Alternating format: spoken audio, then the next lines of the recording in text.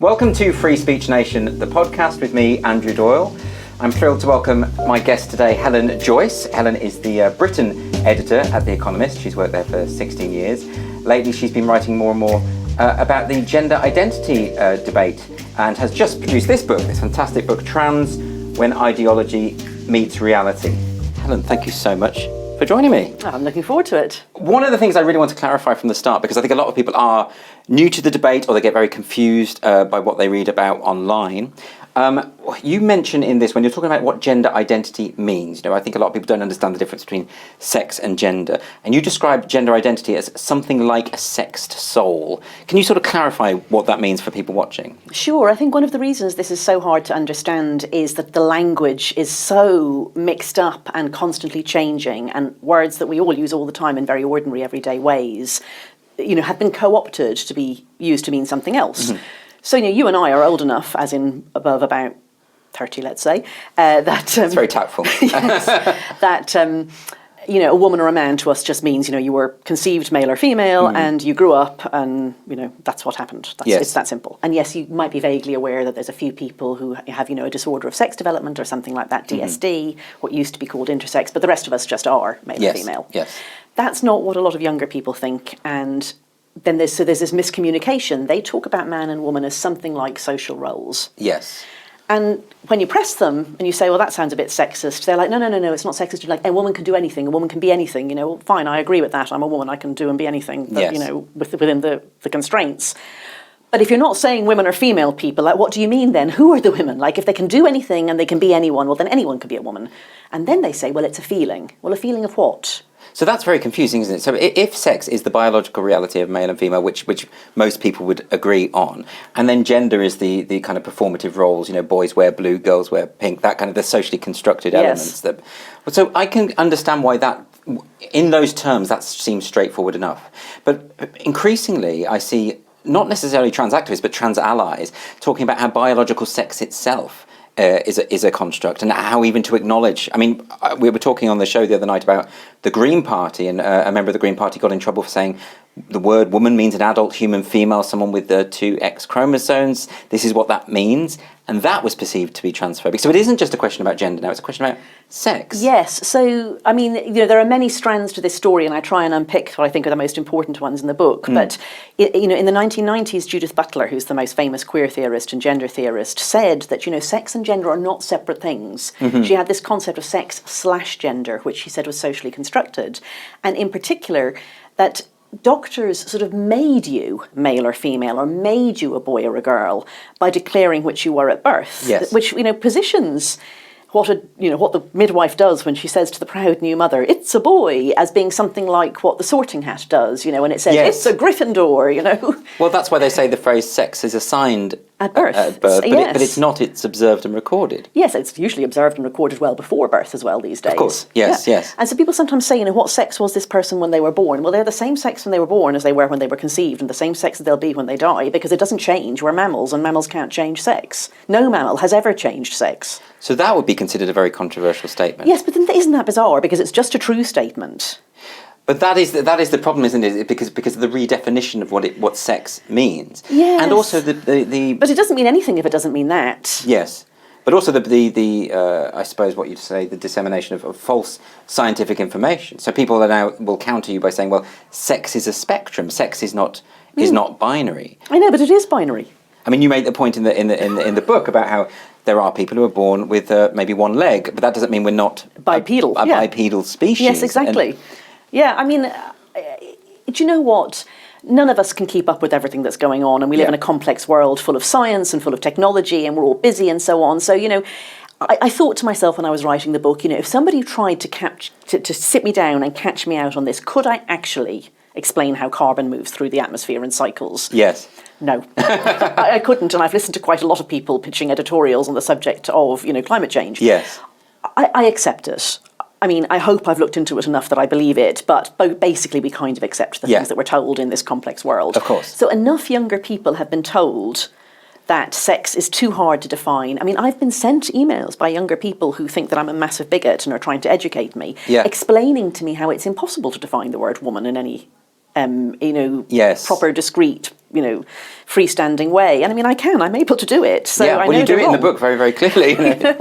But they've been told it, and more than that, they've been told that anything else is bigotry. So this is something that I really want to get on, and it's something your book addresses very directly, is the idea of we are now expected to accept a pseudo-reality, a reality that doesn't really exist, one that is driven through ideology. I mean, that's the subtitle of your book, when ideology meets reality. But before we get into that, let me just take back to, because I think there is so much confusion about what this debate is about, and I think a lot of people feel that what it is about people who support trans rights and people who don't support trans rights. But they also, what are trans rights? I mean, that's the next thing I say to people. What are trans rights? What rights do you think trans people don't have that they should have? Yes.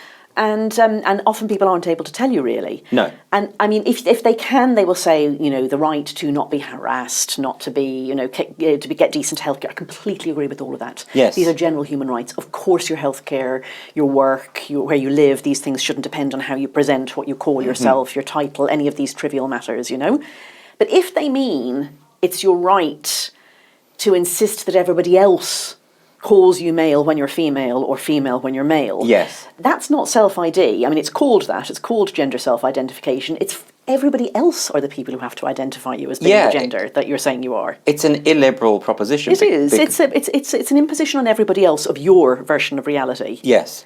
Well, let me take the definition that you give in the book, which is about how most people understand being trans as. You say it's a deep discomfort with one's sexed body, a strong identification with the opposite sex, that only surgery to reshape the body to the extent possible could bring a measure of peace. And as you say, the idea of someone, if we'd have gone back 20 years, this concept of someone who, as you put it, retains a physiologically normal male body but understands themselves to be a woman because of their gender identity and expects everyone else to agree would have seemed nonsensical to almost everybody.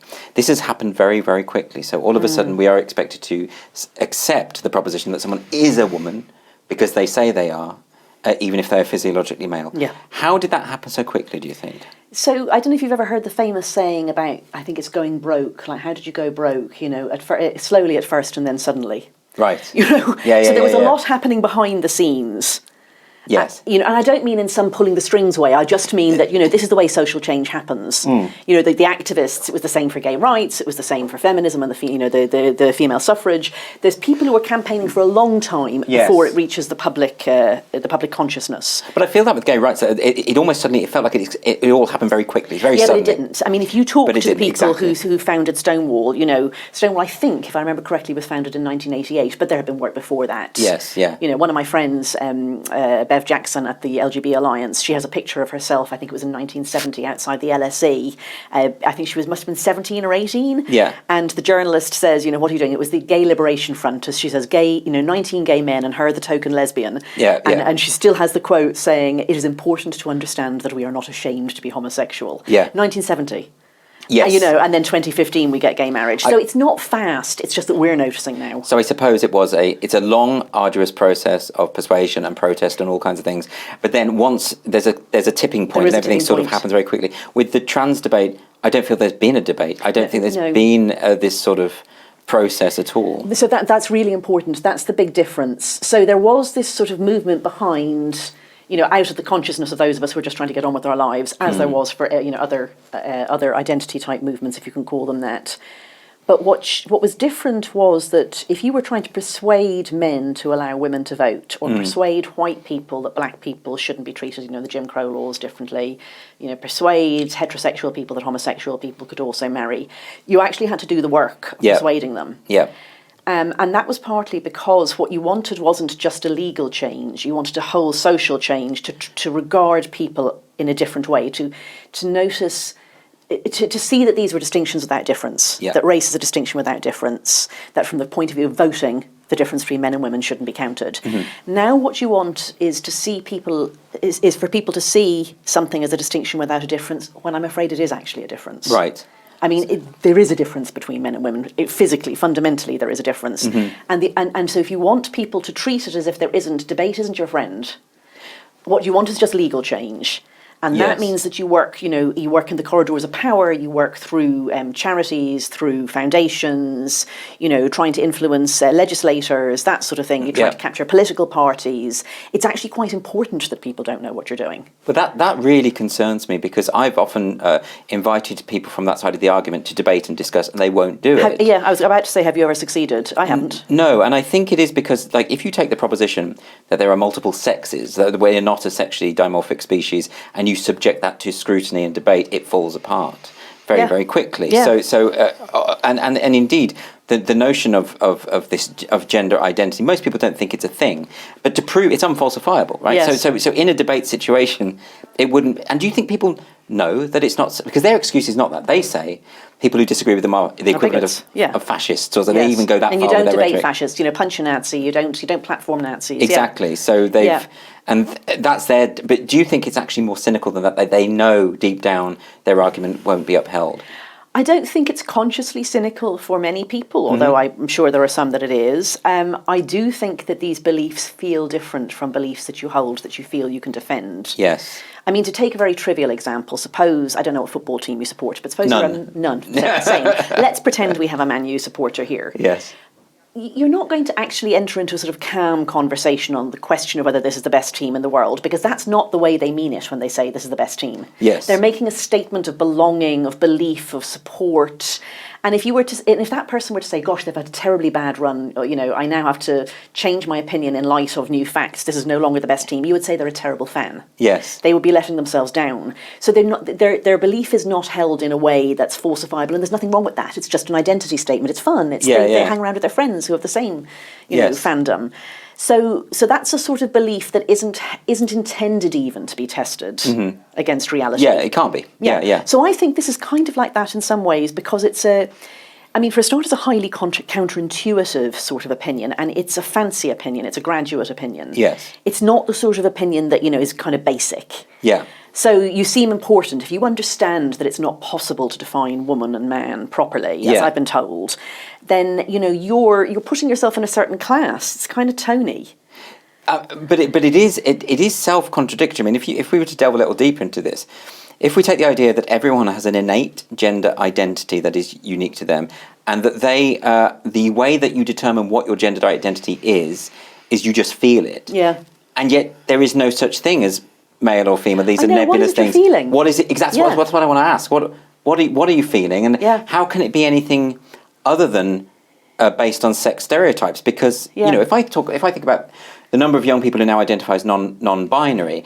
Well, non-binary, you're saying you don't feel that you fit into categories of male or female. But isn't that just a reification of those old-fashioned conservative stereotypes of what it means to be male and female? Of course. Isn't non-binary as a label quite a conservative, in a weird way, conservative thing to do? And it's saying that everybody else is binary. Like, everybody else is basic. Like, those women are happy with their heels and their makeup and their fluff and their babies and things. Yes. And I love all those things, by the way, but I like other things too. And those men like boxing and rugby, and they're tough and they never cry, and somebody who's in between, like me, a special, more complex, rounded human being, can't be put in either of those boxes. So this is something else that you explore in the book, because you mentioned a lot of testimonies from people who transitioned or just identified it. Yeah. And there is such a difference between those two things, isn't there? So people who are just identifying. But a lot of time, those testimonies include things like, well, as a little boy, I like to play with dolls, or as a little girl, I like to play football.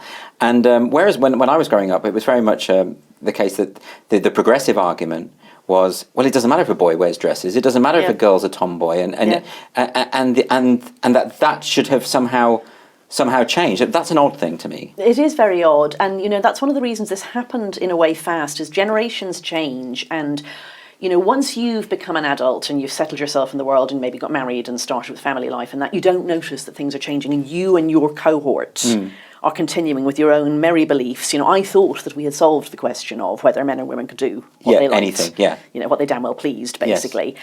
And I wasn't looking, but the kids aren't being taught that anymore. They're really being taught. And I mean, anyone older will not believe me, but I promise you, go and look at the teaching materials. Yeah. They're being taught, look at yourself and say, are you, emotional or intellectual? Put yourself on that spectrum. These incredibly retrograde things, and then from that work out your gender identity. That's what I mean. It does feel regressive to me. It is regressive. It feels regressive because it is regressive. I was very surprised because I hadn't heard of this before. And you mentioned in the book the Mermaids group, which is a group that campaigns for transgender youth.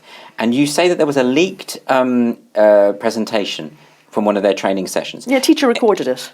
Secretly recorded, in which we saw a sex spectrum demonstrated on the screen by Barbie at one end and G.I. Joe at the other end. Now that's like the oldest fashion conservative view of what it means. Who wouldn't think that they were non-binary if you were, 6 to 15 or something, and some teacher tells you this? I mean, anyone who isn't non-binary really has a problem. Binary means Barbie and G.I. Joe. I wasn't a gender-conforming child. I hated football. Yeah. I had to pretend to support a team because I knew the other boys wouldn't. I did ballet for God's sake. Did so I mean, you? How lovely. So did I. So I mean, it's not that. So it resonates with me because I feel if someone would have said to me back then, well, you like ballet, you don't like doing what the other boys do, you are maybe a girl. People are literally doing that now. If you have a really highly, notably gender non-conforming child, and I don't mean a kid who just likes a mixture of things, I mean one of these striking children that you look at when they're 2, 3, 4, and you think, oh, that's really unusual. Yes. You will find, if you're in a progressive area of North London or wherever, that other parents will say, have you considered that she, and it's a little boy, might be trans. Yes. And they think they're being progressive, but what they're saying is your little boy is so girly that he has to be a girl. And the really important thing, the thing that I was most shocked about when I discovered it fairly early in my research, is all the research shows this very strong link between being really highly notably gender non-conforming early and growing up to be gay. Yes. This is like, if you talk to an honest child developmental psychologist, that's a completely known fact, like really strongly known, evidence from 50 plus years from all over the world. It's a predictor. So gender non-conforming children, for the most part, will be gay adults. Not necessarily for the most part, because gay people are a small minority. Okay. So, if you've got, like, say, 3% gay people, just to pick a figure, and 97% not. Yes. You would have to, you're maybe 2 or 3 dozen times more likely to be. I see. Okay. But then there's still quite a lot of 97% who will be, just really unusually gender non-conforming. That's very clear. I often think of Lawrence Llewellyn Bowen. Okay. Happily married man, but just the hair, the makeup, No, that's very clear. I'm glad you've clarified that. Yeah, and but lots of these kids are, and it is a predictor. Well, because you've said, you put it so well in the book, I'm going to quote you here. You say, a generation ago, progressives campaigned for schools to crack down on taunts about gay boys being girls. Now the bullies are presented as right. This really, that really resonates with me. I think that's right. And you even mentioned now, and I'd heard this before, that within the Tavistock Clinic, which is the NHS clinic which deals with gender dysphoria in children, there was a private joke among the staff about there soon won't be any gay kids left. Yeah. In other words, even those who are involved in the process and the charities are aware of the implications of this for gay people. And in addition to that, I've spoken to a number of gay activists from yesteryear who say they've come out of retirement because what they feel is going on is, and maybe you can elaborate on this, do you think this is alarmist, but they feel in a way it's a kind of rehabilitated homophobia going on here? Do you think there's anything to that? I do think it's true. I really do. I mean, not everybody, by no means everybody. Yeah. But there's, if you imagine a very heterosexual father, the sort of man who really was looking forward when he heard it was a boy, really looking forward to going to the football with him, just great guy. Yeah.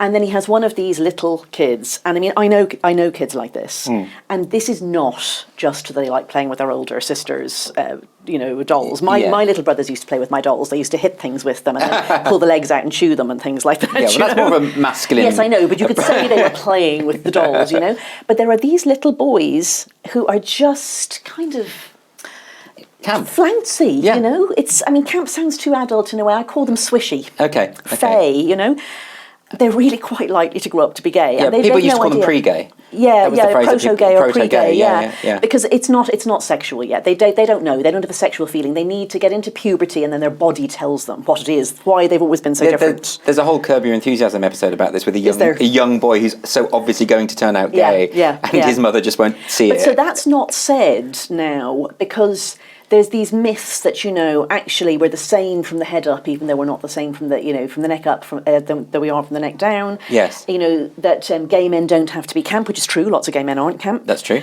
And lots of lesbians aren't butch, but quite a lot of them are. Yes, and similarly with gay men, a significant proportion are. Yes, that's right. I can normally tell from the voice. I'm no good. I'm absolutely no good at it. I've got no gaydar, but and I just don't care anyway. Maybe no, it doesn't matter, does it? Yeah, yeah, and a lot of, one gay man. This is a slight detour, but one gay man who researches these things said to me that in a Western culture where there are no third gender ideas, gay men who realise that's what they are in puberty have to butch up. They have to toughen up big time because they won't be attractive otherwise. They won't have a sex life otherwise. Right. So, if you're in a country where, like in Samoa, where there's this third gender option, where these very, very notably effeminate little boys are sort of funneled into this way of seen as a third gender called the Fa'afafine, and they wear women's clothes. They're not seen as women. Yeah. But they're not seen as men either. They're seen as a third category. They don't butch up.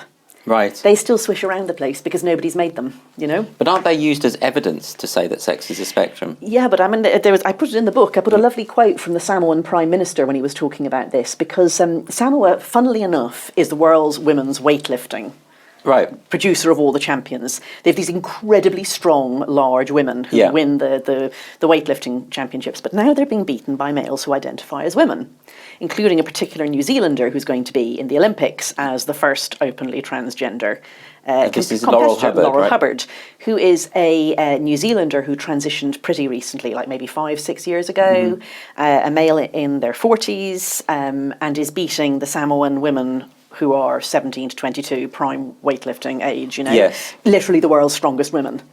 And this fairly out-of-condition, middle-aged man, was never very good as a man, as a woman now, is world-class. And so the Samoan Prime Minister said, if you want to compete in a Fa'afafine league, send your Fa'afafines and we will send our Fa'afafines and they can compete.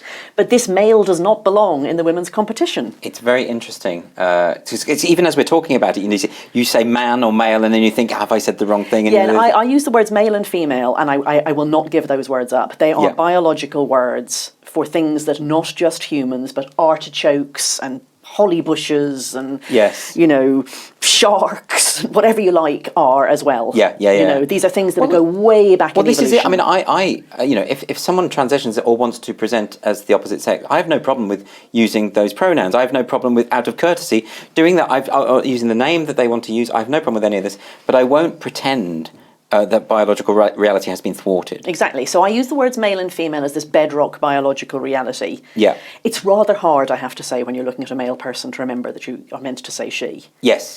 People do trip up. And of course, inevitably, It's quite funny looking at some of the really most, shall we say, vigorous trans rights activists, harassing and haranguing women on social media, and then slipping up themselves. It happens all the time. I see it all the time. It's hysterical. Particularly with the use of they as a singular pronoun. Because you can't sustain it. Because it's counterintuitive. It is. The language actually hasn't evolved to that point. Most people just don't understand that. But I don't think it ever will, because, this is, we will have to wait and see. Yes.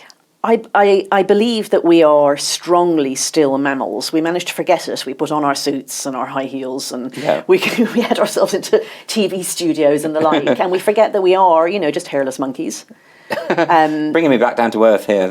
My glamour. What about my glamour? We're glamorous monkeys. Maybe, So we are mammals, and we are a sexually reproducing mammalian species who were equipped, unsurprisingly by evolution, with the ability to tell with very great accuracy what sex somebody is when we meet them. Yes. It's quite important. Yeah. So it's not very easy to keep remembering that that's why it's a courtesy, because you're making an effort to extend the point. I think with the non-binary pronouns, with the they them thing, because I'm fully for the idea that language can evolve, and that's not my problem. Is when it is imposed, when basically people are saying, no, we decide what language should be and we will punish you if you don't go along with it. But that, to me, I can't get on board with, because I feel that's a kind of creeping authoritarianism. I don't think it's creeping. You think it's just authoritarianism? It's like slam. I was trying to lose your job. Trying to be diplomatic. But that's it's interesting that you mentioned Laurel Hubbard as well, because I wonder whether, if Laurel Hubbard wins gold, whether that image of Laurel Hubbard on the podium, obviously physically male, male, whether that might wake people up to what's going on here, because I think that kind of emotive image might do the there's an image trick. like that already from, I think, 2019 when Laurel Hubbard won gold at the Pacific Games. Now, I know the world wasn't watching, but the image is there. Yes. There's this male person on the podium, and there's these two of the world's strongest women standing on either side, looking away because... Yes, looking a bit gutted. Yes, but I also imagine. I think doing the nearest they could do to a protest without actually really? getting kicked out Interesting. of sport, yes. Well, I just wonder with the Olympics coming up whether that's something that... Because it's not just about the unfairness, is it? What worries me is that Hubbard will not win gold. Mm-hmm. Because there's this idiotic argument that if a trans person doesn't win, then they didn't have an unfair advantage. Okay, interesting. Can you explain that a bit further? So, I mean, if any of your listeners, if any of our listeners don't know, men really are stronger than women. Try arm wrestling. If you're a woman, try arm wrestling your 16-year-old son, yes. And you will find this out pretty quickly. So, I mean, I had some statistics in the book. So I've actually got them here. Right. Why don't I read out what yes. you say? You say, the average adult man has 41% more non-fat body mass, blood, bones, muscles, and so on, than the average woman, 50% more muscle mass in his legs, and 75% more in his arms. His legs are 65% stronger, and his upper body is 90% stronger. Now, because some adult men are weaker than some. My female friends could beat me to a bloody pulp because I'm a weak man, But you'd be surprised. Maybe I'm stronger than I think, But you think that, you have you ever tried punching a woman? Probably not. So this is the thing. So, I mean, I'm lucky enough that no man has ever tried to hit me. Yes. So I'm able to think that I'm stronger than I am. And then we watch these, I mean, I love them. My God, I love the Avenger films. I love all superhero films. But I mean, it's ridiculous, the Black Widow. I haven't seen this.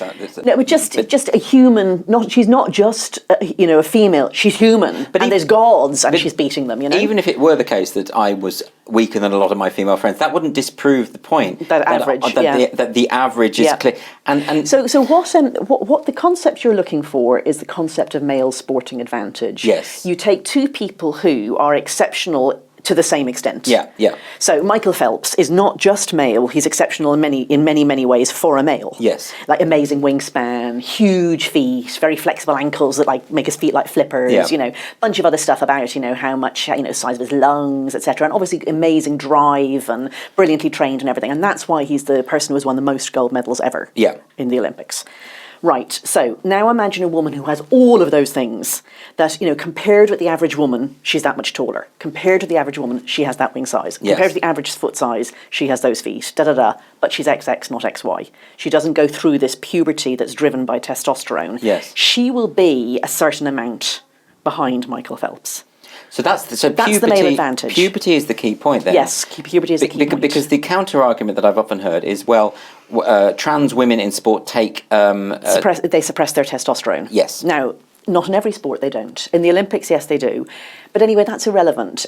Puberty is a gateway. You go down one of two paths, and you can never undo that. Mm-hmm. So the things that puberty does to the body... it's not just that you grow bigger and your shoulders grow wider, your hips don't grow wider, bunch of stuff. Yes, I see, and also so in addition to this question of fairness, women who have worked their whole life to achieve and they don't have the opportunity to because they're pushed out of the so there's that. But there is also the question of safety, and this is something that comes up again and again. And I know that you quote here the former coach of the South African rugby team, Heineke Meyer. I'm probably pronouncing that wrong. I asked my Dutch friend, Hanneke Meyer. Hanneke Meyer. Or Hanneke Meyer, something like that. Meyer. I need to check. Well, it's not a name we're familiar with, so I think it's fair. Yeah, I may have got that wrong. Really, really sorry if I butchered that again to my lovely Dutch colleague. But Meyer says, ballroom dancing is a contact sport, rugby is a collision sport. Yes. And I know that there have been some. I think the Rugby Federation has said that we can't have. So the World Rugby has. Okay. I'm sorry to say that Rugby England has said that it's fine. So I mean, but that's the point at which you wonder about some brain rot or something. But this is my point. Because once women start having their bones broken and there's that surely. The safety issue has to be taken seriously. That's not something you can wish away through ideology, is what I'm saying. Well, they're trying as hard as they can. But that's... I know. So, I mean, I was thinking, it's one of those things you tend to think when, we all think it naively. If you're not a lawyer, you think, there must be something that can be done. Yes. So what are the two routes that you could take to say this is unfair if you sat down legally? So one of them is personal injury. Yes. You have to wait for the personal injury to happen. Yeah. I don't want to wait until a woman has a broken neck. Yes. And then say, my goodness, that was because this was unfair. Yeah. And even then, there are multiple factors in any accident. You could say, well, this male person could have been allowed in properly if the referee hadn't allowed this unfair scrum to go ahead or something. Yeah. The other one is what's called indirect discrimination. I have learned so much law writing this book. So direct discrimination is if you say, with no blacks allowed, no Irish allowed, right? Yes. Indirect discrimination is when you say, everybody can come here, but I'm going to make it on Friday evening. And somebody goes, well, what about your Orthodox Jewish staff? Yes. And you're like, oh, that's indirect discrimination. It's practice that indirectly discriminates against a group, even though facially it's neutral. I see. Right? So if you say, well, I'm not keeping any women out of rugby. Yeah. You're not discriminating against them, but you're doing a practice that is harmful to them, and there's no equivalent harmful practice to men, because men are at no risk if you allow females to identify into their sport. That would be the argument. But indirect discrimination is very hard to prove, because it's quite a sort of series of steps. And it's also very hard and you have to do it first. It has to happen. But it's also very hard to argue about, because those who do present the argument, and I'm thinking actually in female athletes like Martina Navratilova, Sharon Davis. Oh my God. When they say this, they get pilloried. I mean, Martina Navratilova, who's done so much work for gay rights, that's right, was suddenly denounced as not a real lesbian or not part of the LGBT community. I spoke to her for the book. I mean, she's a hero. She's an absolute hero. She really is. And she said that for her, this fight was exactly the same as the fight to come out as a lesbian back there in the 1970s or whenever it was, 1980s. Can't remember. She said that was about fairness. This is about fairness. She said she lost sponsors then. She lost sponsors now. For her, it's exactly the same. She just hates unfairness.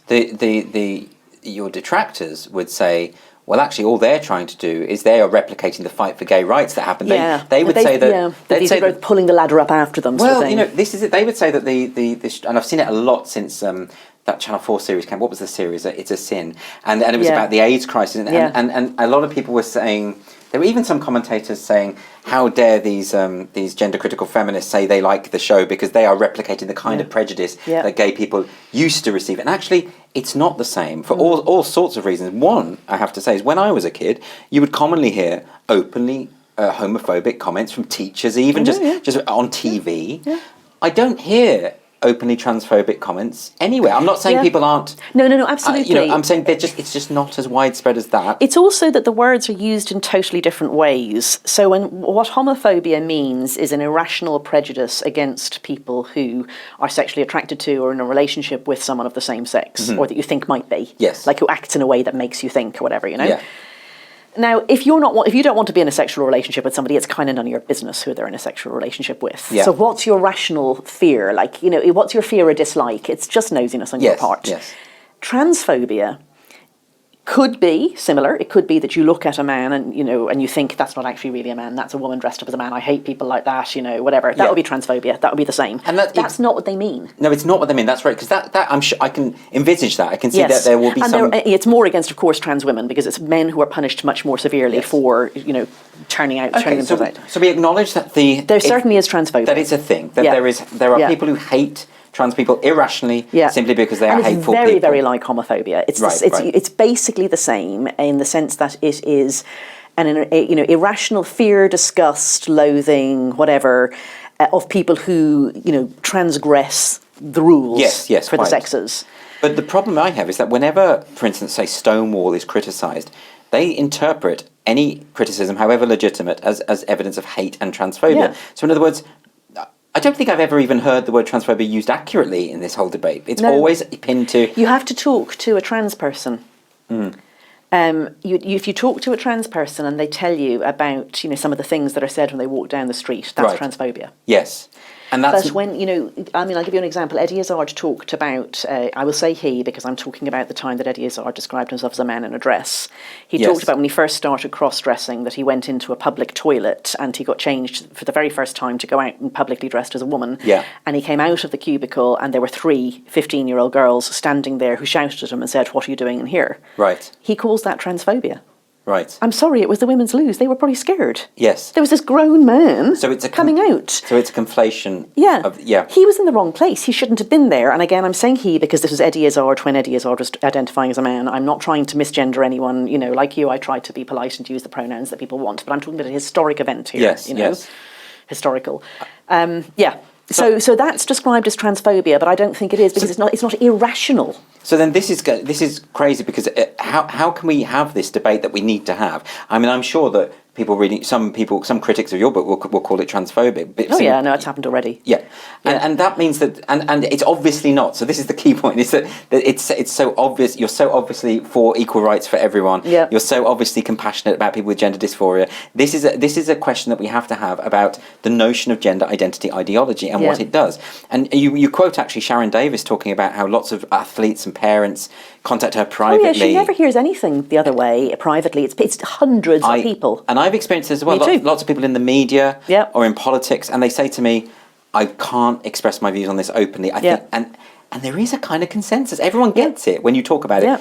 But they know, and this is what I wanted to come on to, they know that to even explore the issues, even to ask for the conversation, is to invite threats, bullying, harassment, violence, etc. So how do we get out of that situation? I mean, you've made a good start by writing a very accessible book. These things, it's safety in numbers.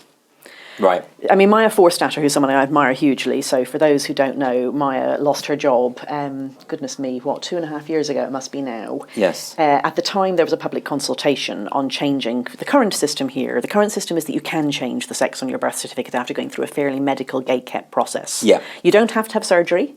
Yes. So it is still possible to have F written on your birth certificate while still having, the full male genitalia, shall we say, and that there are people like that. So, but it's quite a process, and doctors have to sign off on it and say that seriously you do have gender dysphoria. And the government was consulting on just changing to a system where you would just fill in a form. Yes, the Gender Recognition Act. Gender Recognition Act would be changed to gender self-ID. And the government had an open consultation on this and actually invited people to say what they thought. And Maya worked in a think tank at the time, and she tweeted a bit about it. Yes. Not about any individuals. She didn't have any trans colleagues. She didn't harass anybody, anything like that. Yeah. She just said she didn't think it was a good idea. Yeah. And she explained why. Yes.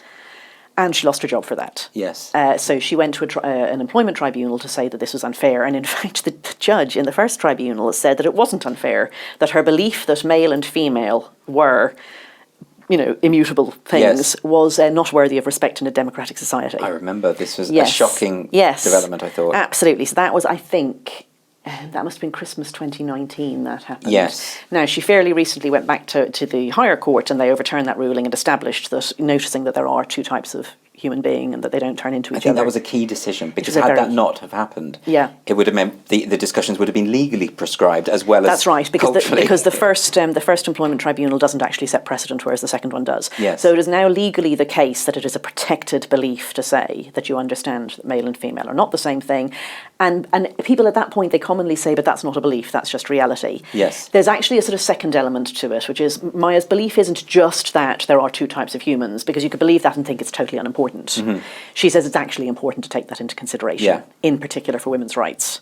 Yes. So if you don't notice that there's one class of human beings that gets pregnant, that gets raped, that is physically weaker, that doesn't commit most of the violent crime, that experiences a lot of the violent crime, you will be unfair to women, even if you think you're not being. So women's rights will be damaged unless you recognise that women are a separate sex. So I think this is an absolutely key point, and why there is such dissent now and such a problem between feminism. Feminism is split. It's completely split. And I think people out there who are not part of these debates are not in these turbid waters. And I wasn't, by the way. No. So, it's all a surprise to me. You'll know that I think a lot of people don't quite understand what's going on, because, now we talk about the LGBT community. As I've already outlined, a lot of gay people feel that there is conflict here. Yeah. And actually, and you make the point, because Stonewall, to give an example, redefined homosexuality on their website. Now it used to mean same-sex attracted. They redefined it to mean same-gender attracted. Yeah.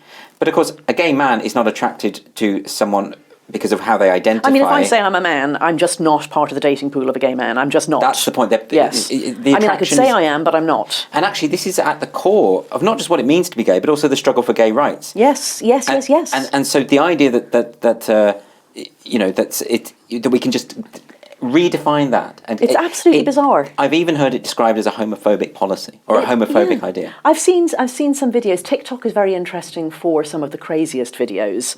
So there's one that honestly, it's just the most extraordinary video. It's this woman, young woman, and she's explaining how she's a lesbian and how it was very difficult to understand what she actually thought she was. It was something like, I'm a non-binary lesbian who uses they, them. Anyway, she was trying to say that she was a female person who found female people attractive. Yes. And she said, for her, it was very hard to think that perhaps she might find a trans woman attractive. But, she learned to try it. She learned, right. and honestly, her eyes glazed and she looked like, someone in some, very, very weird, cultish, American, deep South, sort of gone through conversion therapy, saying that, she'd learned to like sleeping with male bodies. Wow. It was absolutely horrible. I keep hearing this notion of genital preferences being a transphobic thing, right? Which is just a way of saying, learn to love the dick. Which is what anti-gay, anti-lesbian people used to say all the time. Yes. If you might like it, just try it. There might be the woman out there for you. You might not be gay. There might be one woman if you find the right woman. Well, that's what I mean about this reinscribing of old prejudices, but in a progressive gloss. And I know people say, well, that phrase genital preferences are transphobic isn't a common thing. It's just the extremes we're saying. But it is the logic of the ideology. Yeah. So that's why the book is about an idea. The idea sounds simple. I mean, that's the first sentence of the book, as you know. This is a book about an idea. Yes. One that seems simple but has far-reaching consequences. Yes. Right. So that idea is the idea that what makes you a man and me a woman is not that you were conceived one way and I was conceived another, and we went along two different pathways in our development through our lives as a result. Yes. It's that you say you're a man and I say I'm a woman. Yes. And you could say you're a woman and I could say I'm a man, and we would all have to go along with that. With no change of clothing, no change of appearance, no change of anything. Yes. I would be the man and you would be the woman. And, that sounds absurd, but there's no stopping point between saying anyone can identify how they like and me saying I have to treat you as a lovely woman. And besides, some very prominent mainstream people are making these statements. They are. Veronica Ivey, for instance, the cyclist. I wouldn't say Veronica Ivey's very mainstream. No, I would agree, actually. Prominent. But prominent, certainly. Yes, saying that genital preferences are transphobic. So, and I'm glad you've raised this, because I think this gets to the core of the issue with feminism, is that so much of feminist thought over the past decades has been based on this premise that gender is a social construct, and that actually women's rights depend on saying that. Yes, and they depend on an acknowledgement of biological reality, because that's why women are less safe. So there's this real tension. So a lot of feminists, and I can tell you as one, you bristle when people say, women are less suited to X. Yeah. I mean, I am actually genuinely less suited to a job as a firefighter. Mm-hmm. You read out the figures. There's an upper body strength issue. Yes. There are women who are firefighters. I know some of them. Yeah. Good for them. They're very unusual. Yeah. Quite ordinary men can be firefighters. Right. Really a very unusual one. And then on the other side, it's not surprising that women like babies more. Yeah. I did spend 9 months twice with one inside me. There are evolutionary reasons why this might be the case. Yes, I keep saying this, but I mean, I keep having to use it. At The Economist, I do hear what economists say, and one of the jokes that economists make is, you've got two economists walking down the street. They see, a dollar bill on the sidewalk, walk past. Yes. And one of them says, "Why didn't you pick up the dollar bill?" And the other one says, "There's no free money. Someone else would have picked it up already." Yeah. So evolution is that. Evolution does not leave dollar bills on sidewalks. If it would have helped us to survive, it has already happened, basically. Yes. I mean, there are exceptions, but, imagine men and women were equally interested in babies, good at looking after them, there would be dollar bills all over the sidewalk. Yeah. Evolution's got rid of that. Yeah. No, women like babies better. Women are better at looking after babies. Doesn't mean men can't. Doesn't mean they can't clean up after them. Doesn't mean they can't change nappies. Doesn't mean they can't take paternity leave. It just means women are more interested in babies. That's all. Yes. And I think feminists are concerned about this idea of, I suppose, well, let's go back to stereotypes, because it's interesting that a friend of mine sent me this morning some tweets that had been sent. It was a conversation between various trans women, and they were asking each other what are the best things to make yourself feel more like a woman, and these are some of the ones. Have you worked on your handwriting at all? Grab some fun coloured pens and work on your signature. Grab some girly stationery and add soft music, candles and tea. Someone else suggests they like letting their hips and butts sway as they walk. Try walking in a coquettish... So they're just taking the most regressive stereotypes about women and trying to enact them. I know that a lot of trans women don't, for instance, dress as butch lesbians or anything like that. It's a very clear idea. Yeah.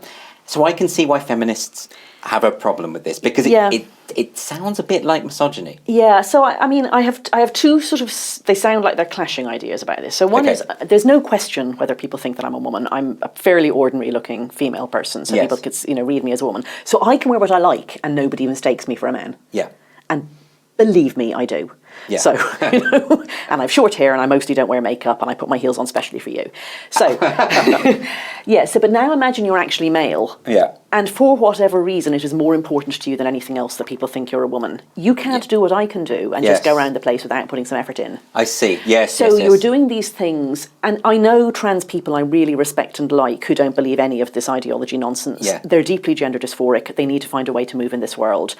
And those people put a level of effort in that I just don't have to, and I'm sorry for them as a result. That's a really interesting way of looking at it. Yeah. So in a sense, it makes sense why people would want to embrace stereotypes under those circumstances. So and I have nothing against that. I mean, people have to do what they have to do to live in this world. Yeah, yeah.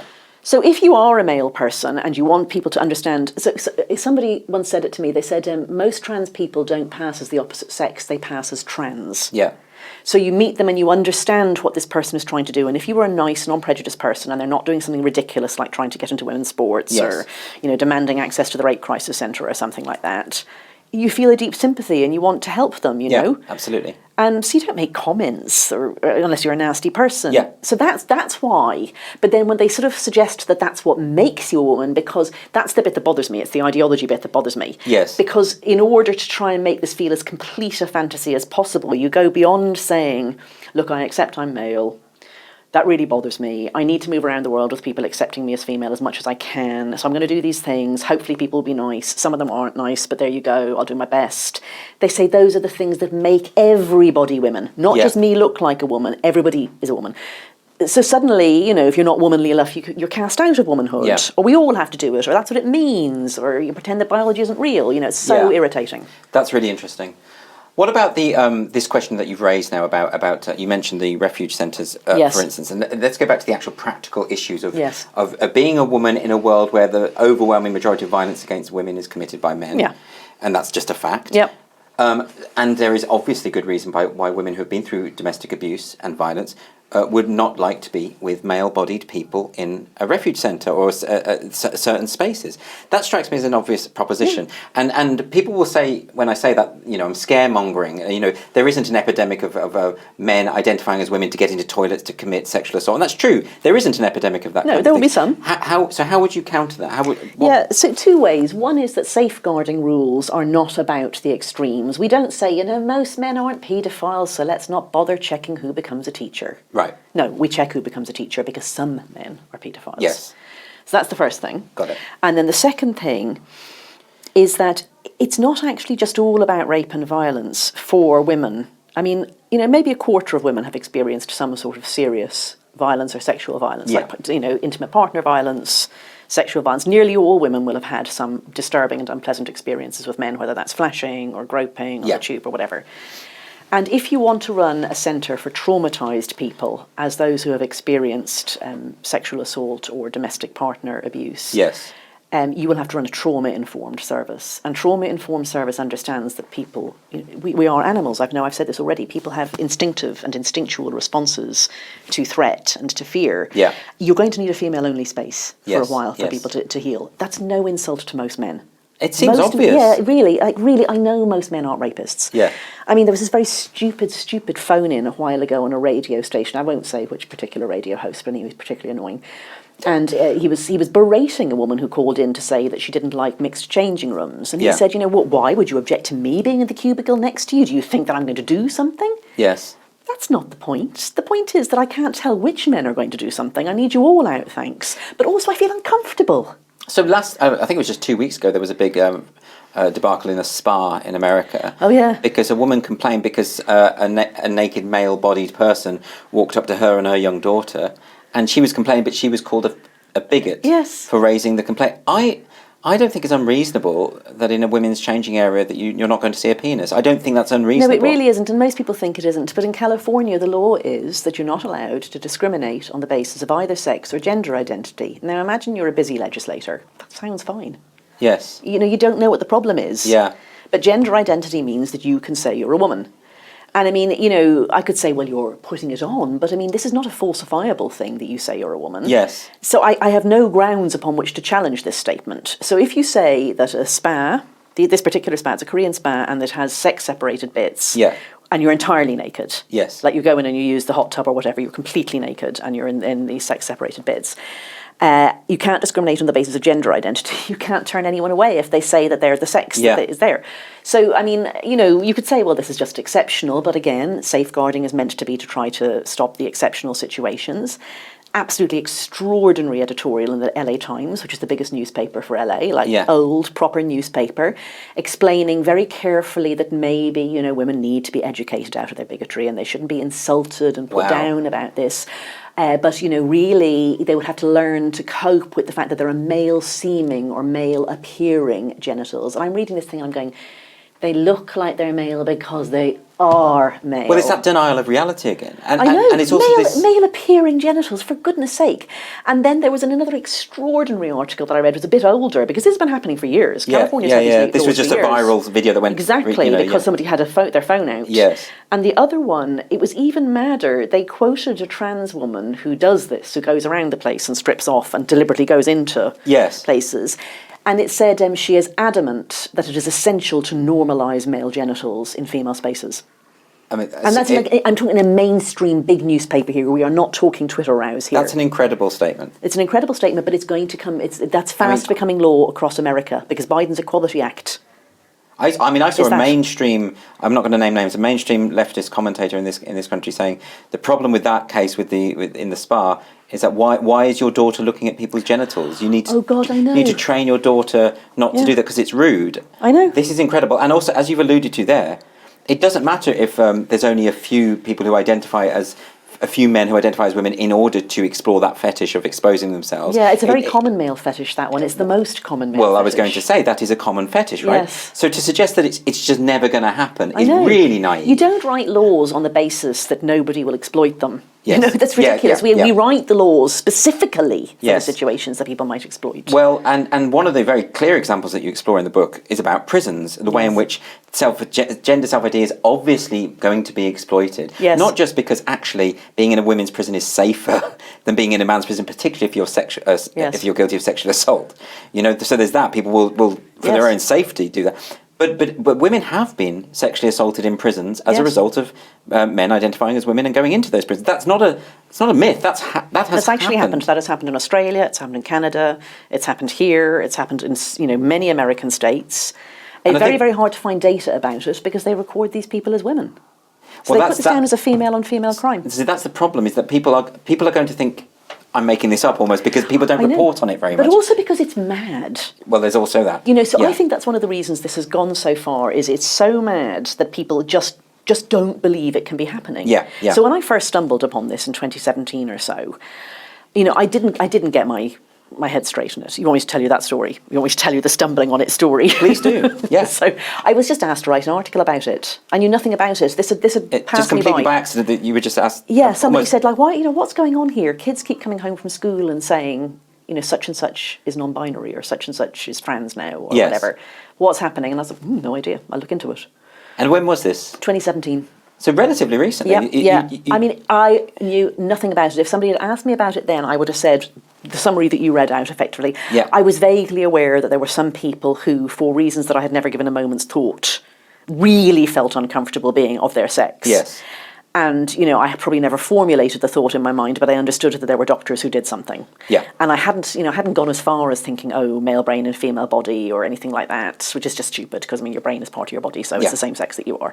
Yeah. But, you know, it was just something over there. I was busy. I was doing other things. It wasn't me. Didn't know anyone like this. It was very rare. That's all I knew. Yes. And then I started to look into it, and that was when I realised that this was not being treated like any other subject. And in particular, for a journalist, like, as you know, we don't have a clue about anything. We just go and ask people stuff. Yeah, of course. That's the way it works. You turn don't up let and the industry secrets out. But you do. You turn up and you ask stupid questions. Yeah. That's the accepted way to do it. Yeah. They tell you stuff, and if you didn't understand it, you ask again. Yes. And you ask in different words. They try to explain it in different words.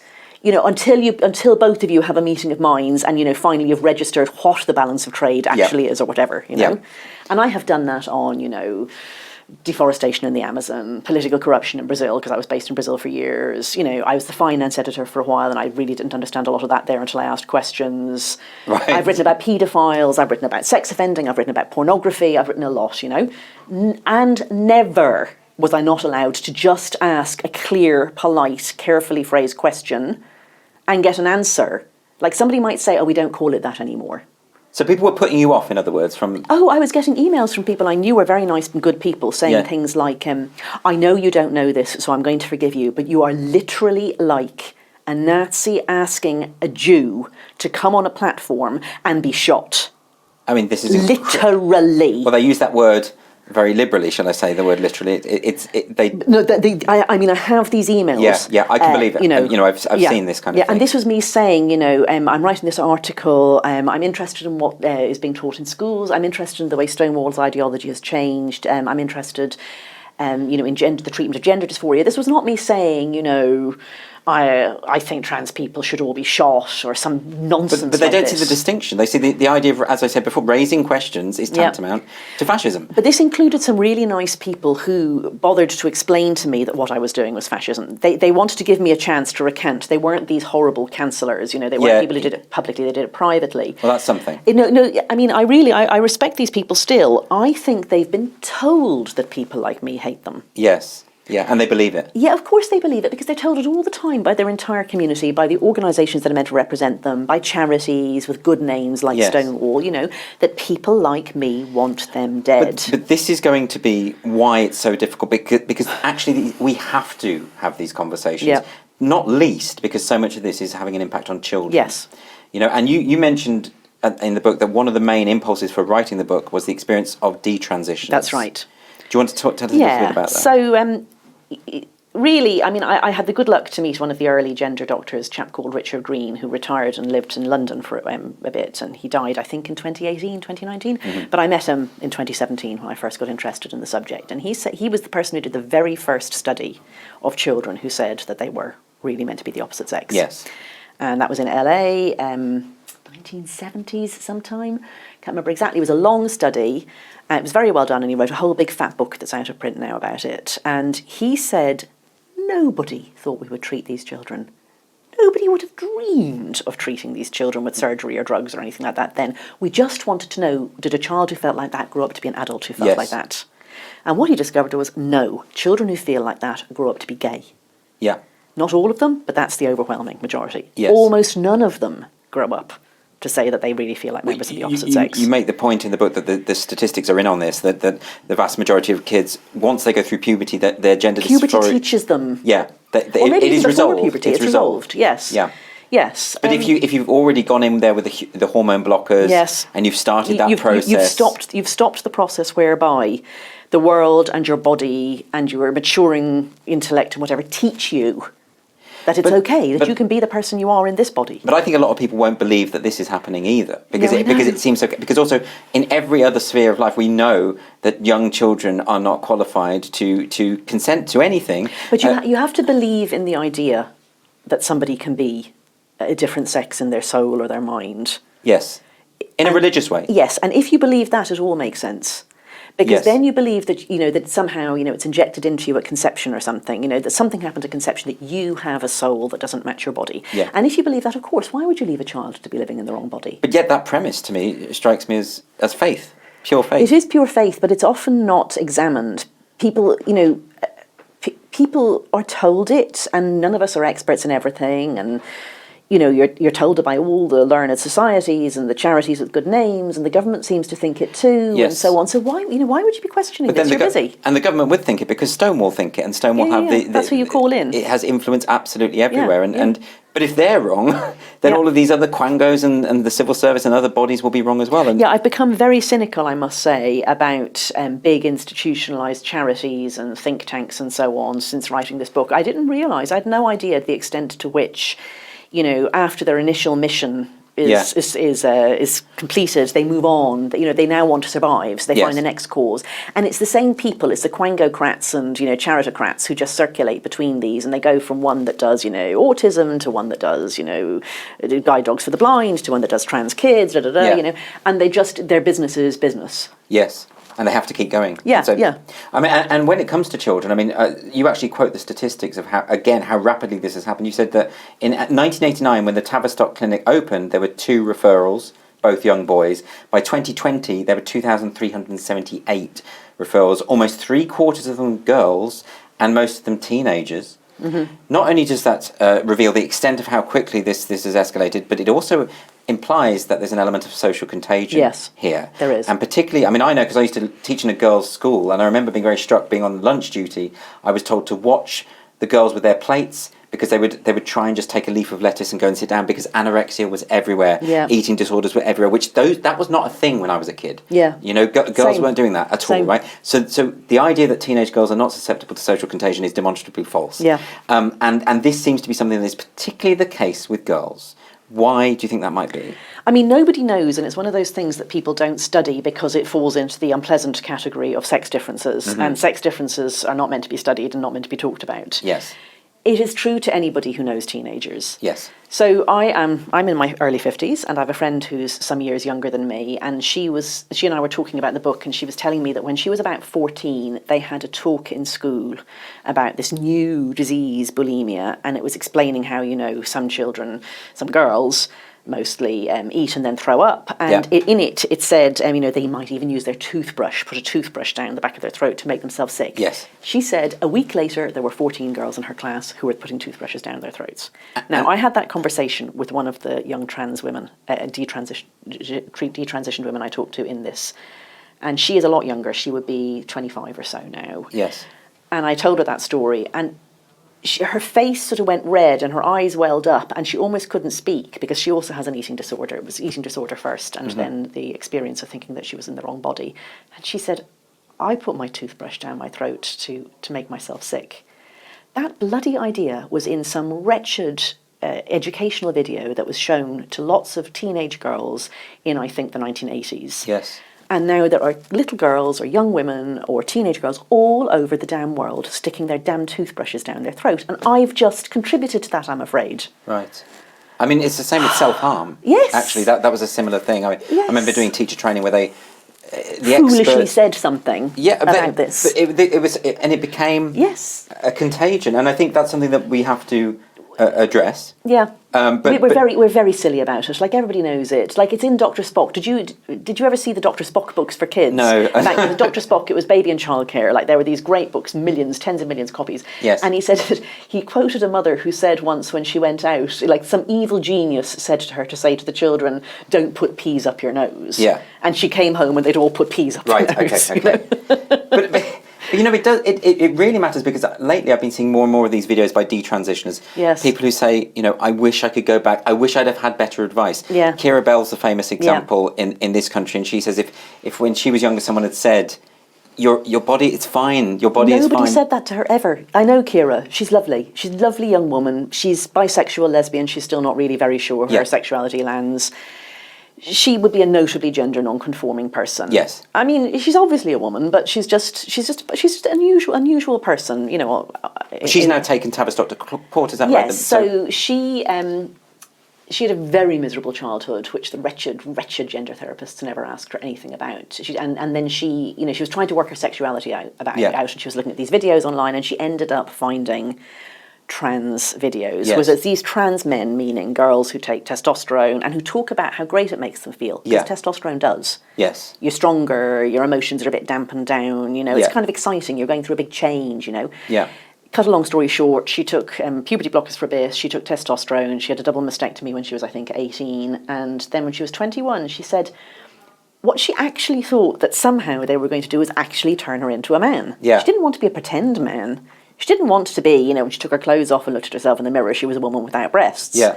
She wanted to be a man, and that was not achievable. Yeah. And they had lied to her, and now she has taken testosterone for some years. She has to shave. Yes. She's lucky she doesn't have the male pattern baldness gene, so she still has her hair, beautiful hair.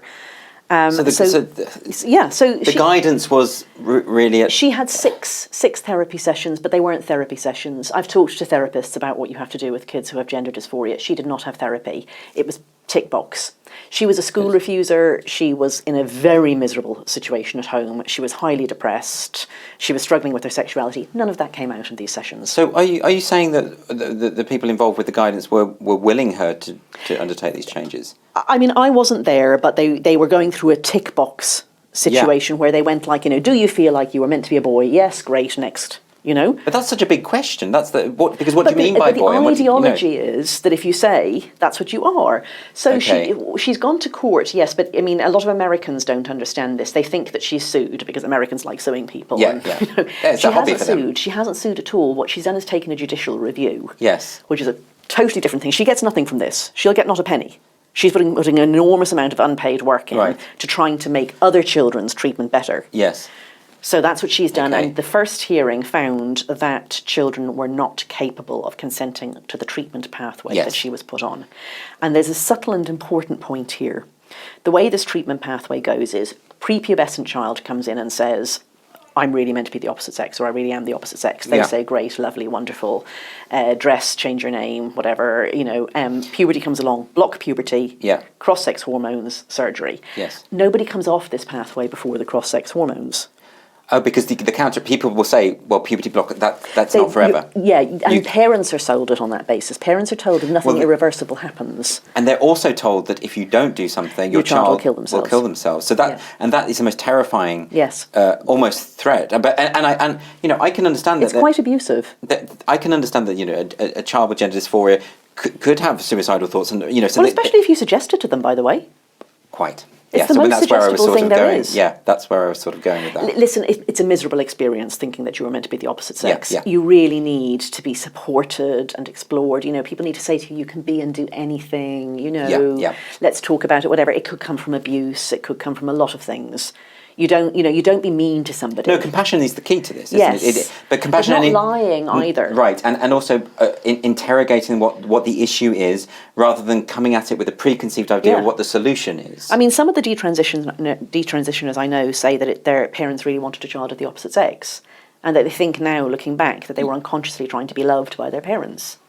Well, also, I mean, some feminists have raised the issue that a lot of girls are sort of identifying as anything but female. Yeah, and I mean, I see that. I know a bunch of teenage girls, and quite surprising the number of them who identify as non-binary, and they do these really naff things like calling themselves Phoenix and Neo. Right. I mean, literally reborn or new or whatever. It's presented as a way to wipe the slate clean and become a new person. Yes. Who wouldn't want to? Particularly when you're going through puberty and everything is changing and you're trying to make sense of everything. And then ogling your boobs and, it's just, who wants that when you're like 13, Yeah. So I totally see what they're doing, but the thing is that then there's this ideology that interprets what they're saying as you have a soul that makes you non-binary or boy or whatever, and the solution to that is drugs. Yes. And so the judge in Keira Bell's judicial review said that because this pathway, like almost nobody who takes puberty blockers doesn't go on to cross-sex hormones. It's like 98, 99%. Really? Yeah, like literally 98, 99%. Because you're avoiding the pathway that would teach you that you don't need to. Yes. You've literally blocked the process whereby it would resolve. Yes. So when you consent to puberty blockers, the judges said, you are consenting to cross-sex hormones. That was in the ruling? Yes, and the thing is they wait till 16 to give you cross-sex hormones because then you can consent. Yes. They're giving you the puberty blockers as a way to buy time until you can consent, but the judge said, actually, you're consenting to the cross-sex hormones. Yes, okay. So in this wretched hearing, the Tavistock, for example, said that they had given puberty blockers to 3 10-year-olds, all of them female people, like girls. Yeah. And they haven't talked about fertility because if you don't go through your own puberty, you'll be sterile. Yes.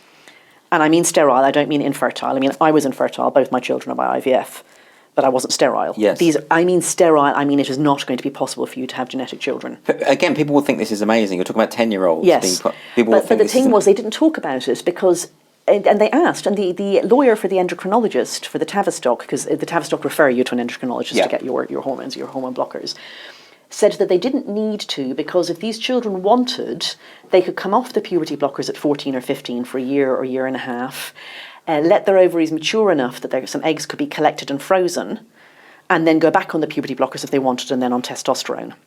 So they literally put these 10-year-olds on a path to sterility on the basis of this thing that never happens. Right. And anyway, even if you're 14 or 15 and you spend a year and a half and they take your eggs, who's going to bloody well carry these eggs? It's just fantasy land. So this is just a sort of hypothetical that gets you out of this ridiculous pathway you've put yourself. I can't believe somebody stood up in court and said that. But I think they did. This is why eventually this will have to come to a head, because I think when children are involved in these kind of things, Yes. and they don't have that, they can't make those decisions. Yeah. And we have adults making those decisions Well, for them. there's another case going on at the moment, the Good Law Project, which is Jolyon Maugham's project, which, seems to just collect money to take legal cases that he fancies taking. They're taking the Tavistock to court to try to force them to accept parental consent, because that's the way you normally get around the way that children can't consent, is you get their parents to consent. Yes. The Tavistock has never asked for parental consent for a very interesting reason. So if you have a child who has, say, a broken bone and you get the parent to consent to the operation to put it aligned, yes, you can say to the parent, look, it's a broken bone, this is causing pain, if we don't do anything, this is what will happen, if we do something, this is how it'll get fixed, it'll be healed in 6 weeks.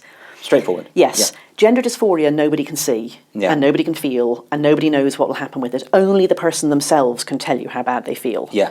So there's no way you can say to the parent, oh, it's like this, these are the statistics, this is what the treatment is, this is what will happen, and if we don't do it, it'll be something else. Yeah. So the Tavistock has always said they require the child to consent, and a child can't consent to cross-sex hormones. That's the role of the puberty blockers. Yes. To give children something they can consent to, because it's meant to be reversible. I see. So Jolyon Maugham's Good Law Project is taking the Tavistock to court to try to force them to accept parental consent. Right. Okay. Okay. All right, well, I know this is all very complex. I mean, no, but I think part of the reason it's happening. I think it's important that you outline this stuff, because, as I say, I think this is the sort of stuff that people don't know. No, who would know this? And would find difficult to believe. Yeah.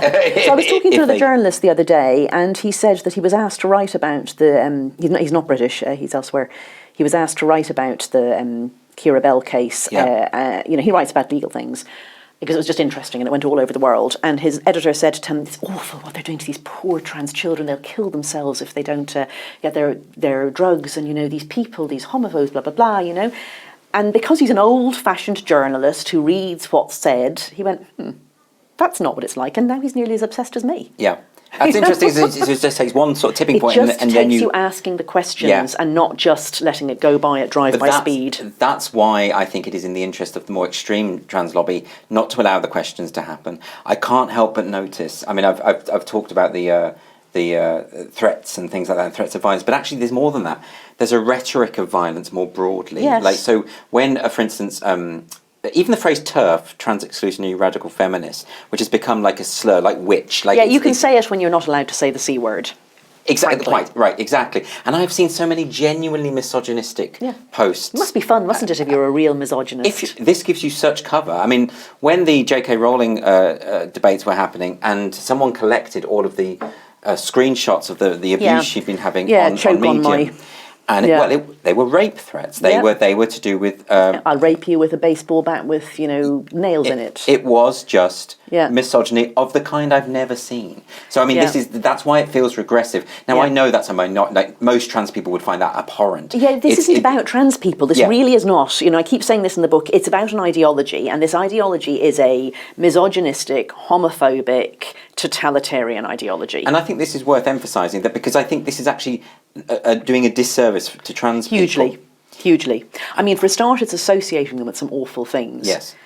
I cannot overemphasise this is not trans people I'm talking about. This is the activists, many of whom are not trans, who've seized on this as their cause because it makes them feel good, or they think it's progressive, or they're just misogynists. I don't know, lots of different reasons. I think you'd have to be misogynist to write some of those things. Oh yeah, definitely. I think that has to be but lots of people aren't like that. Lots of them aren't. Lots of them are actually, just totalitarian. Yes.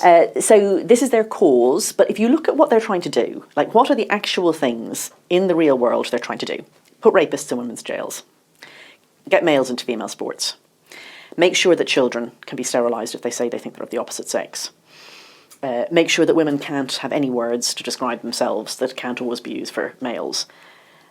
if I were trans, I really wouldn't want to be associated with any of this because I'm just trying to live my life. Yeah. And it's not an easy life, you know. So the activists are doing them a huge disservice and we'll all come tumbling down, possibly because of the sport, but maybe because of the children. But also, the corporations don't seem to understand that by siding with this very small reactionary group of activists, they're doing such a disservice. You know, when Tampax start saying people who bleed rather than women. Yeah, but it's cheap, isn't it, you know? God, that's another thing I've become incredibly cynical about is corporate sort of, greenwashing, rainbow washing. Yeah, same with Pride. Pride is just a big corporate fest. Big time, yeah, as most gay people think now. Yeah. Yeah, so it's, if you were a corporation and you were thinking, what do I do to be truly inclusive? That's going to be expensive and hard. Yeah. You're going to have to think about disability. Yes. You're going to have to think about people who have children, people who have mental health issues. You're really going to have to think and work and spend. Yes. Just put another sign by every woman sign on your toilets. Just put a man sign with it and get a Stonewall Diversity Champion badge. And, all that's happened is your female employees have lost rights, but who gives a toss? But I have to say, it isn't happening with men. I don't see men called impregnators or prostate havers, whereas I do hear women being called menstruators. Yes. And individuals with a cervix. That was CNN. I know, absolutely. So that's just reducing women to their body parts in a way that they...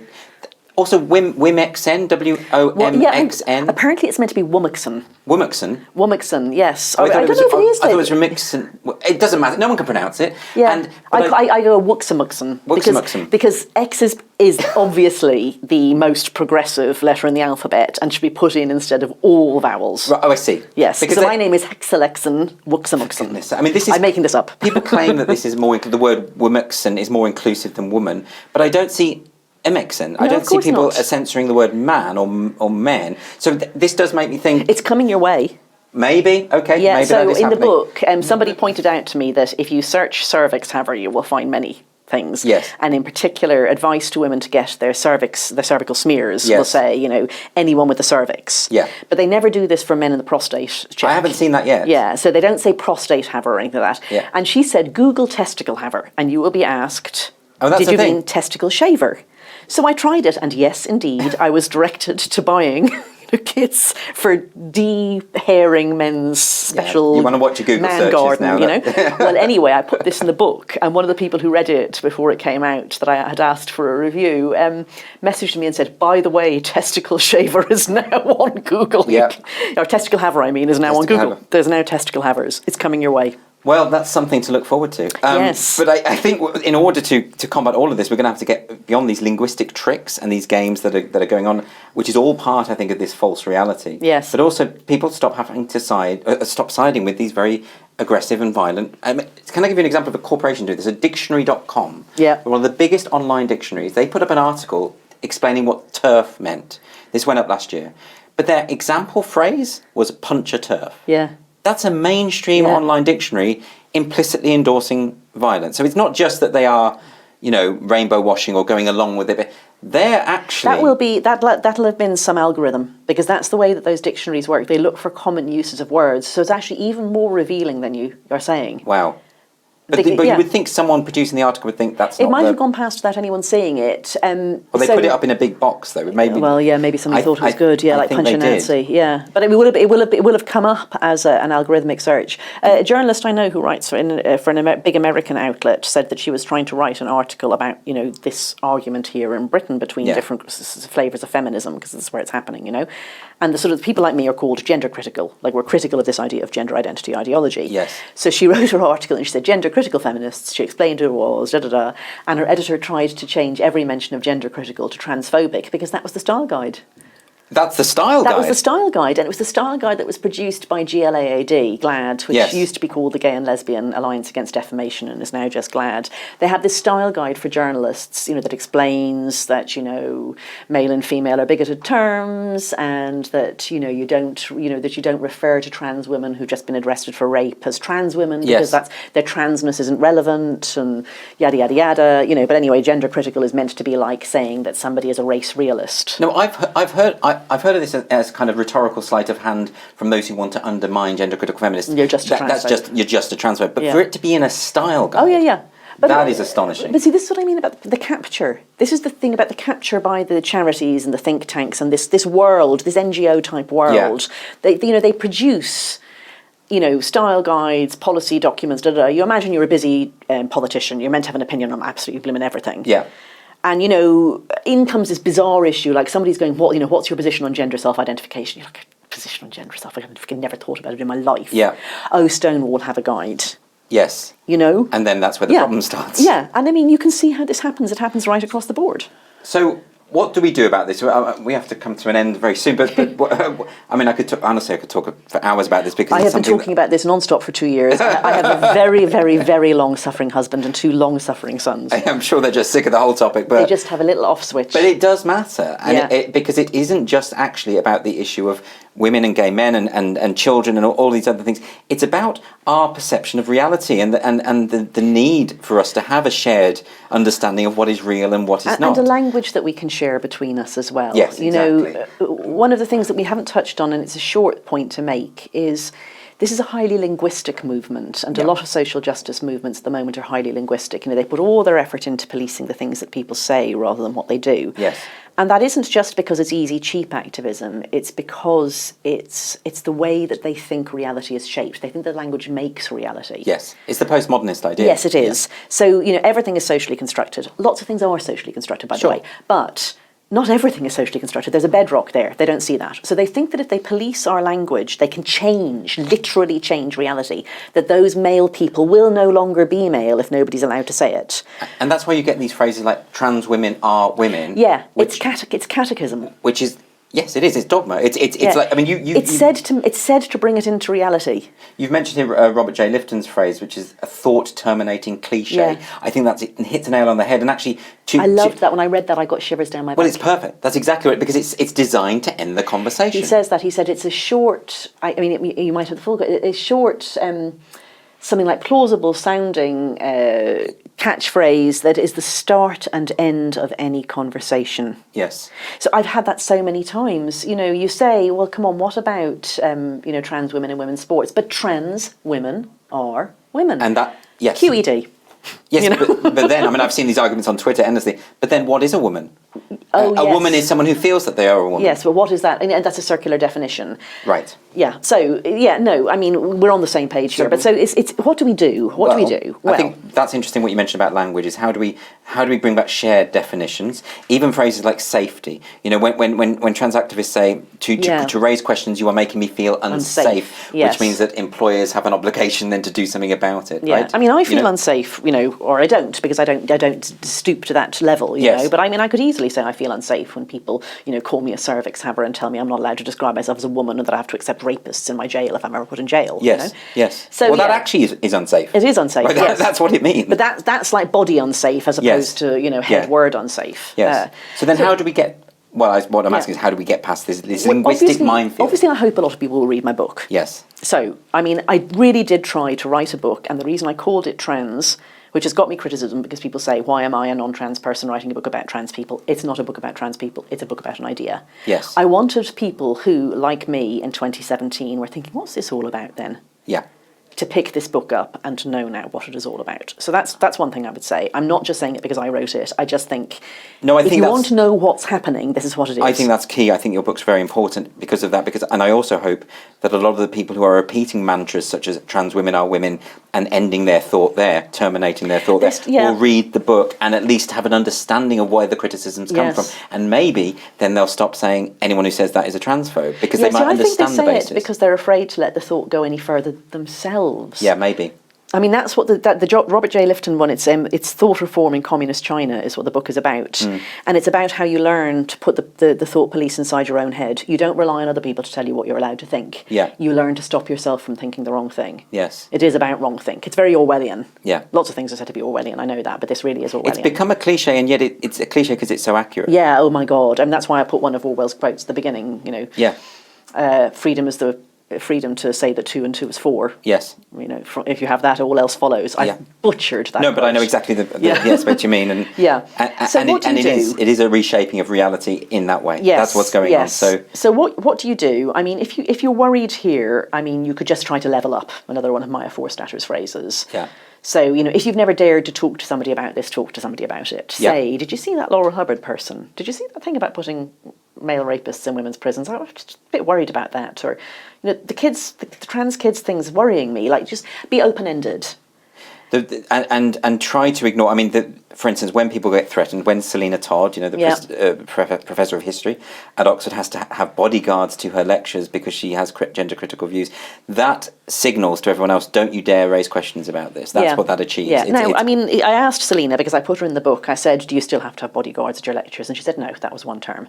So I'm not saying that's okay. No, it's definitely not. But what I'm saying is that if you are relentlessly polite and reasonable. Yeah. And you keep bringing what you're saying back to grounded, shared reality, and you don't set out your way to be provocative. I really didn't try to be provocative here. I just tried to be, these are the facts. These are, this is the reality that we all know. This is why I think it. And you've succeeded in that. I have to say, it's not a provocative book at all. Yeah, it is. I'm not a provocative person. I'm not interested. There's people who are very good at it. I'm not. But the very act of raising the issue. I suppose, Well, no, you see, I don't think so. I think that we have to insist and take back that territory. Yeah. If someone wants to find it provocative for me to say that there are two sexes, they're the ones who are being provoked. I'm not being provocative. No, I'm not saying it's from you. No, I know you're not, but that's what I'm saying. We have to keep saying that. I have to keep saying, it is not unreasonable of me to say that male and female are immutable categories. If you wish to take that as unreasonable, that is on you. I will continue to do it. I'm not going to step back. I'm also not going to step forward. I'm not going to start shouting at you. I'm not going down your route. I'm not following you into the gutter. I'm just going to keep saying what I need to say. And hopefully more and more people will do so. Yeah. And so I think that's my best advice, really, is don't be afraid. They shout a lot. That most people agree. Like, really hardly anyone thinks this stuff, but unfortunately they've captured policy and they've captured language and they've captured, certain aspects of the media and so on. Most people know perfectly well that people with penises are men and people with vaginas are women, really. Yes. So you are in the great majority, even if you've been frightened out of saying that. And there's a lot of strength in that, because once the majority start to speak, then this all ends, honestly. This really has only kept going because people haven't spoken. Well, I think that's an excellent note to end on, very optimistic, ultimately. Helen, thank you so much for joining me. I've really enjoyed it. And join us next time on Free Speech Nation. Welcome to the GBNews YouTube channel. You can watch us live 24 hours a day, catch up on your favourite shows, and join in the conversation in the comments below. Don't forget to subscribe and you'll never miss any of our exclusive content.